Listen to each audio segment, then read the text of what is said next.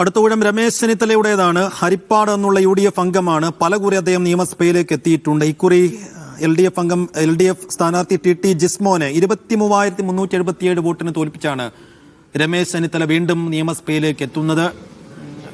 തുടർച്ച രണ്ടാം തവണ VD സതീശൻ മന്ത്രിസഭയിലും അദ്ദേഹം മന്ത്രിയാണ്. രണ്ടാമൻ കൂടിയാണ് മന്ത്രിസഭയിലെ, ആഭ്യന്തരമന്ത്രി കൂടിയാണ്. രമേശ് ചെന്നിത്തലയുടെ ഊഴമാണ് അടുത്തത്.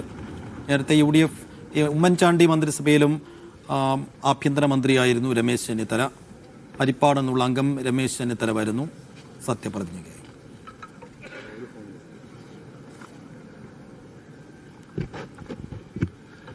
I, Ramesh Chennithala, having been elected a member of the Legislative Assembly, do swear in the name of God that I will bear true faith and allegiance to the Constitution of India as by law established, that I will uphold the sovereignty and integrity of India, and that I will faithfully discharge the duty upon which I am about to enter.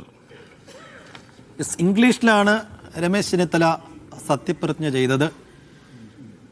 Ramesh ചെന്നിത്തലയും സത്യപ്രതിജ്ഞ ചെയ്തിരിക്കുന്നു. അങ്ങനെ മൊത്തം സത്യപ്രതിജ്ഞ ചെയ്തവരുടെ എണ്ണം ഇപ്പോൾ 85 ആയിരിക്കുന്നു. 86-ാമതായി കടന്നു വരുന്ന മറ്റൊരു രമേശ് പിഷാരടി.